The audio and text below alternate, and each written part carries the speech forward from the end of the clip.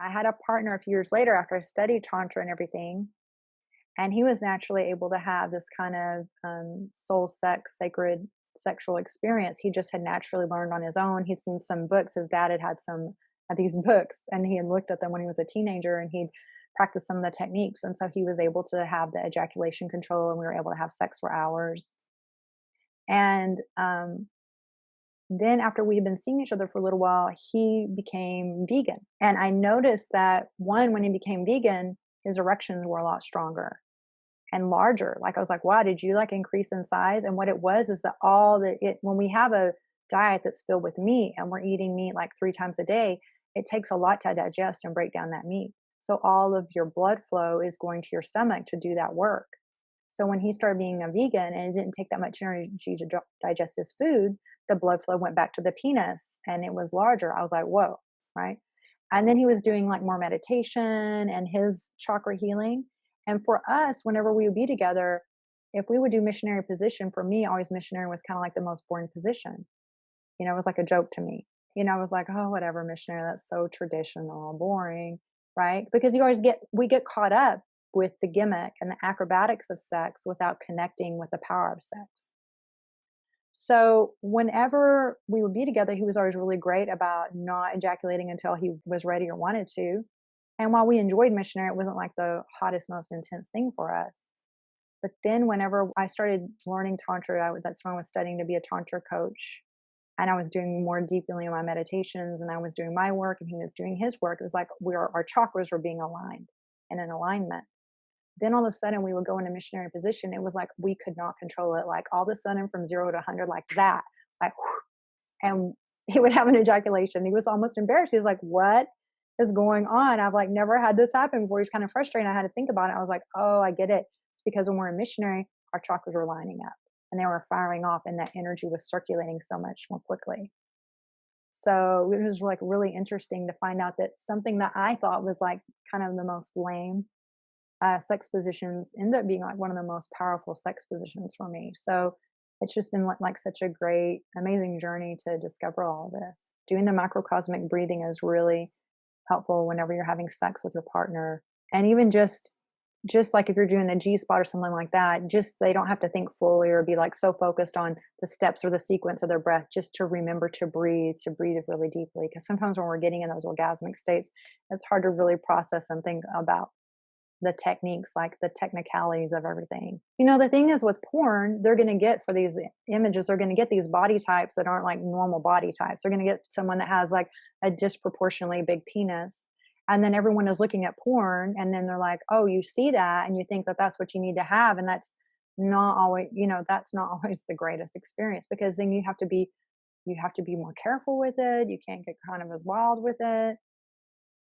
So it's really, it's about the connection. Are you able to connect? Are you able to be fully present with your partner, to be vulnerable? It's so strong and powerful. One thing Tantra did is it kind of messed up my sex life for a while, because then I had to have this awareness of people's energy and bringing their energy into my most intimate spaces.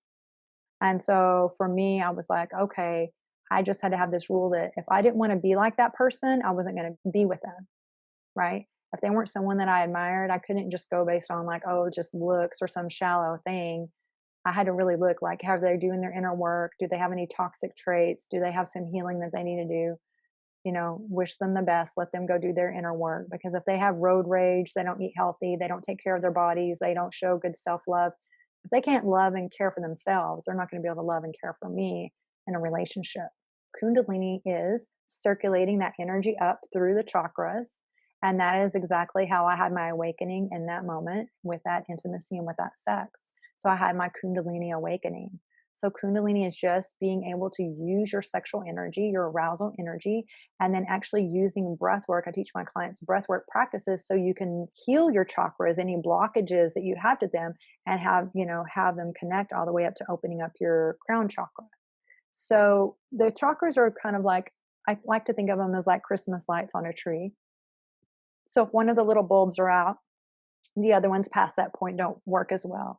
So sexually with sex, a lot of us are just operating from the bottom three chakras, from your root, your sacral, your solar plexus. And we just stay on this hamster wheel of that. And it's very primal, kind of ego in our emotions, can be more jealous. And then all of our sexual energy is like literally stored in those areas, all concentrated there. So we can really feel these urges more animalistic, like I've got to like hook up with someone. I've got to, I've got to have sex, right?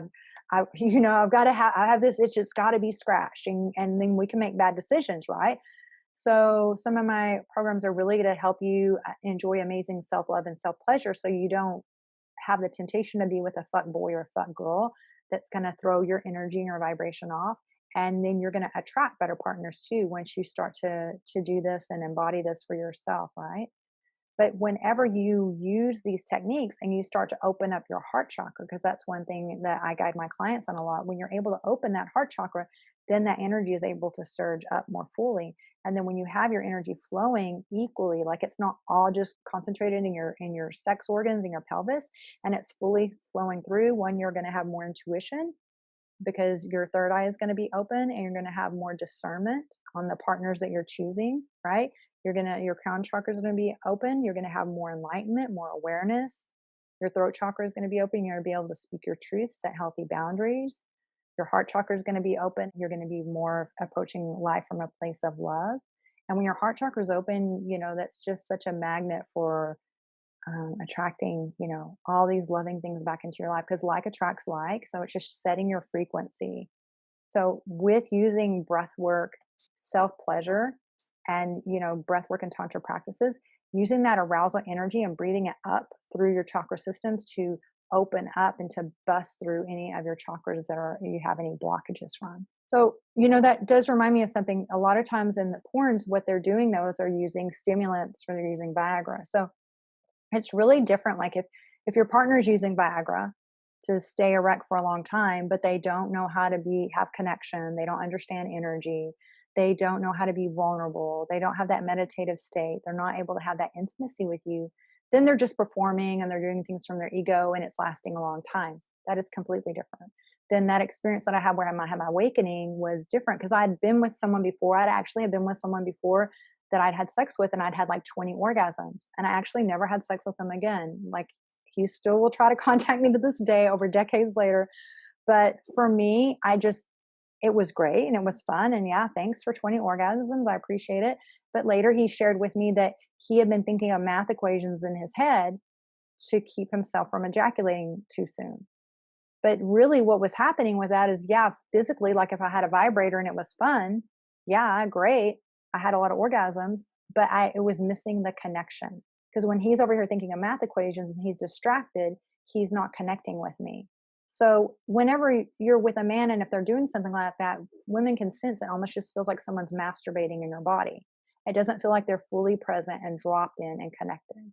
So when you are wanting the woman to feel more pleasure, then you dropping in and being more present. Your presence is the biggest thing. It's not size. The thing that needs to be big for them is your presence and your connection.